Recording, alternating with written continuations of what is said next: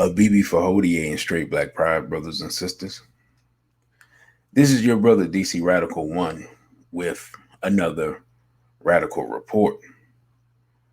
And today we have some really horrific and tragic news as a massive earthquake has hit Haiti earlier this morning. And there are reports that this earthquake is indeed more devastating than the earthquake of 2010. And this comes from the Miami Herald. We're going to read a little bit of this article. Then we're going to look at a video report. And then we're going to conclude with our analysis of the story. So let's get into it.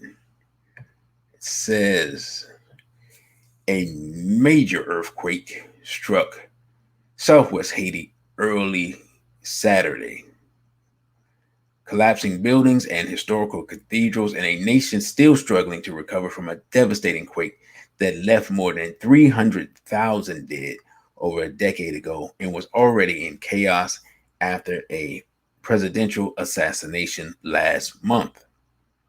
At least 29 people have been confirmed dead, said Jerry Chandler, the head of Haiti's Office of Civil Protection. Prime Minister Ariel Henry also declared a state of emergency for 1 month.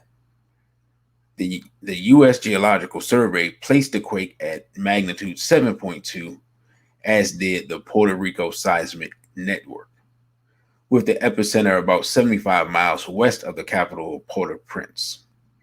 If verified, it would make the seismic event stronger than the 7.0 earthquake that left much of the city in ruins in 2010. Tremors were felt as far away as in Jamaica. There were additional unconfirmed reports of deaths, injuries, and panic in some cities along the Tiburon, the country's southwestern peninsula. It's less densely populated than the capital, but images posted on social media suggested that there could be many more casualties. Some showed collapsed homes and the Catholic cathedral turned to rubble in Les Anglais, which is part of Jérémy in Grand Anse region. Former Haiti Prime Minister Rosny Smart, who lives in Cavaillon in the south, says he was at home when he felt the ground rumbling. I ran out with my brother, said Smart, who retired to the region from Port-au-Prince last year. A lot of homes in Cavaillon have been destroyed. Destruction was also reported in the coastal city of Las Calles after the ground shook at 8:29 a.m. Among the missing is at least one prominent political leader, former Senator Gabriel Fortune, who several Haitian blogs reported was buried underneath the rubble in Les Calles. A lot of houses have been destroyed. A lot of people are injured and were taken to the hospital. Valencia Georges posted on Facebook with a photo of a destroyed 2-story house. A lot of aftershocks. The Prime Minister's office said that emergency responders have been activated and were assessing the damages. Some of the areas are controlled by violent gangs, may be challenging to quickly survey. So we're going to stop right there. This is really devastating news. The Haitian people, who are some of the greatest black people in the world because of their spirit of revolution and what they've done for black people worldwide with their revolution. And they sought to export that revolution to other parts of the world. They are strong, resilient people, and our thoughts and prayers go out to the Haitian people. And as black people, we owe it to ourselves to organize some type of relief for the people of Haiti. We're going to look at this video report, and then we're going to just talk about what this means for the future of Haiti and the possible ramifications with everything else that is currently going on within that country. So let's check out the video report.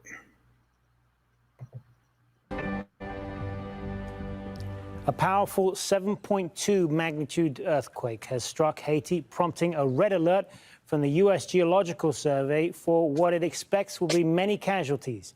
Buildings have collapsed and a number of deaths have been reported. The epicenter was about 160 kilometers west of the capital, Port-au-Prince. The disaster-plagued nation is still recovering from the earthquake in 2010 that killed more than 200,000 people. Let's cross live to Heidi Jo Castro in Washington, D.C. So, Heidi, tell us what more we know about this at the moment. Well, Hassan, we know that this quake struck at about 8:30 local time in the morning in Haiti. That was about 2.5 hours ago, and the country's new prime minister, Ariel Henry, has confirmed that there are deaths, though the official numbers may still take a while to come in due to the communication breakdown that's part of the destruction here. The U.S. Geological Survey has issued a red alert for the likelihood of high fatalities, saying that the high casualties are probable and that the damage is widespread.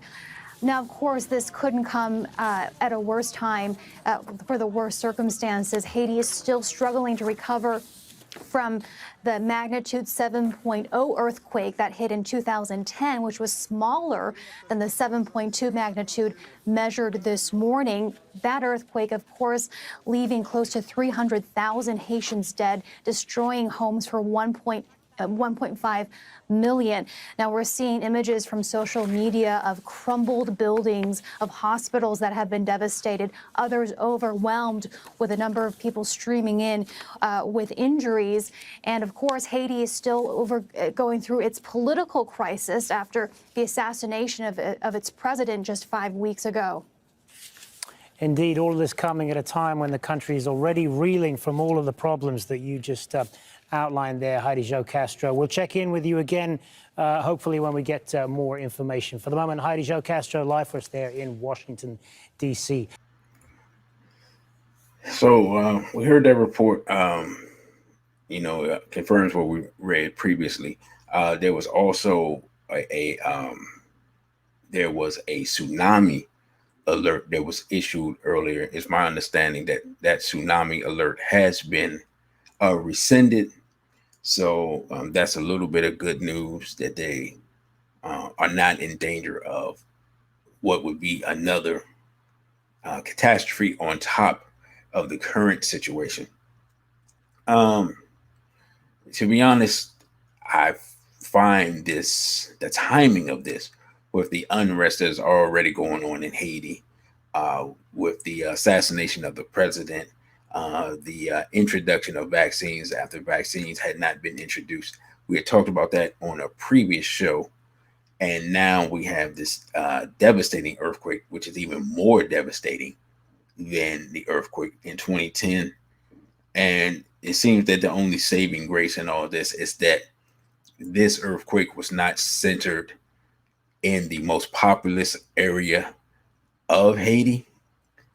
And so it is likely that the casualties and the deaths are not nearly as numerous as they would be if the earthquake was centered in Port-au-Prince. That's what I'm getting from everything I'm reading. Nonetheless, Haiti is a land that has been stricken with much misfortune over the years. And we know that various European countries have interest in Haiti for a lot of different reasons. We talked about that in the previous, in one of our live streams. And we know that there are reports of government devices, the HARP program, which can cause certain types of weather related phenomenon and other events. I am not saying that that is the case in this situation.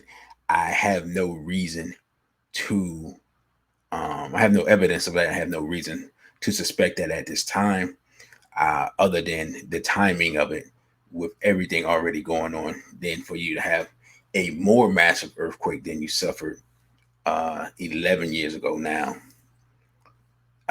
It's just it's really one thing after another for the people of Haiti. As I said before, they're very strong, resilient people, and our thoughts and prayers go out to them.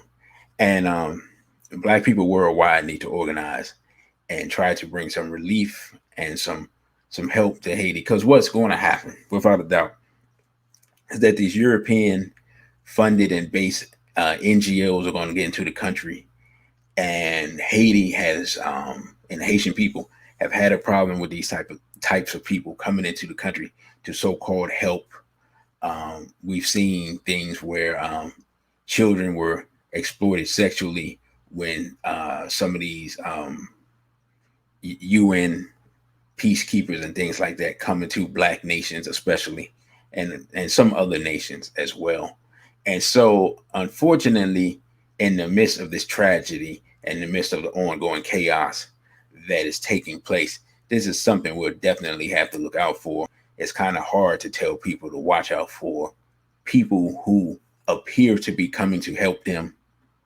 It's kind of hard to express to them that these people could be dangerous and could be looking for a way to exploit them. However, history has shown us that when Europeans come to help, when they come with their NGOs and they come with their World Health Organizations, and when they come with their UN peacekeepers and things like that, we have seen previously, we have historical documentation that abuses do take place, and the exploitation of Black people, especially, whether in Haiti, whether in Africa, those things occur. Even here in the United States, in New Orleans, in the midst of the hurricane in New Orleans, in subsequent investigations, turned out a lot of things, a lot of unsavory things. And so, unfortunately, in Haiti, we can expect some type of dirty tricks and foul play from Europeans as they come in to supposedly help the people of Haiti. And that's what makes it so important for Black people to worldwide, as I said, to be able to unite and organize and try to bring some relief to the suffering of our Haitian brothers and sisters. Again, our thoughts and prayers go out to the Haitian people. This is very heartbreaking and devastating, and it really seems like they can't catch a break from the chaos and disorder that seems to plague this nation, and most of it is not the fault of the Haitian people. So with that, brothers and sisters, again, I thank you all for listening. I thank you all for subscribing. Thank you all for sharing the videos. Again, my heart goes out to the Haitian people. And with that, I say Abibi for Hodie and straight Black pride. Thank you for watching this video. Don't forget to like, share, and subscribe. Also follow us on our other social media platforms. On Instagram, we're at dc.radical1. On Twitter, we're at dc_radical_ONE. And the Cash App is $DC Radical, the numeral 1. Thank you again.